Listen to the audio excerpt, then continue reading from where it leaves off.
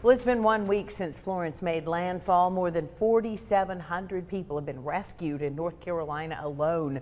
More than 9,000 homes and businesses are still without power, and major flooding is still a concern along the East Coast. Caitlin Chastain joins us live now from the Walmart on Signal Mountain Road, where hundreds of folks have already donated items to those impacted by the storm, and you still have some time. You'll hear from Caitlin in just a moment. But first, while more people are being deployed to help with cleanup efforts, some crews from the Tennessee Valley are making their way back home. Channel 3's Kate Smith shares their stories.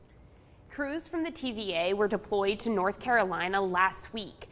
85 people, 60 pieces of machinery, and 2 helicopters were sent to Wilmington. They are thankful to be back, but know there's still a lot of work to be done. Brett Renfro left his wife and 2 children to help Hurricane Florence victims. Now back home, he's relieved to be reunited with his family. It's been quite an adventure, and glad everybody's back home and safe. 5 days seemed like a long time. He left for North Carolina with the TVA to assist in hurricane recovery. Duke Energy called for their assistance in restoring power as part of their partnership. We focus on transmission lines, which brings the bulk power, and so we didn't see as much damage to the transmission lines, but we still did quite a bit of work while we were there. He's not the only one who packed up and left to go help strangers. Crews across the Tennessee Valley volunteered their time and energy. A 6-person crew from Athens Utilities returned home earlier this week. But crews from the National Guard and other power companies are waiting to get the all clear to return home. A lot of the rivers were still peaking, so you can't start cleanup until the rivers, all the waters went down. So it could be another week before actually crews can get in there and start cleaning up.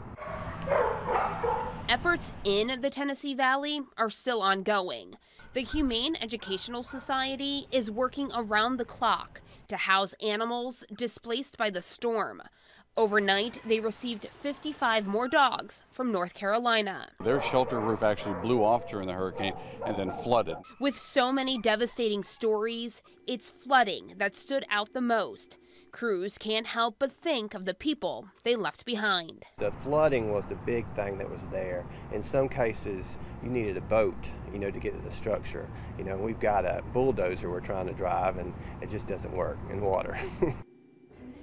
10 people with Sequatchie Valley Electric are still in North Carolina. The crew expects to be home by Monday. McMinn County crews with the National Guard hope to be home by early next week as well. Reporting live in the studio, Kate Smith, Channel 3 Eyewitness News.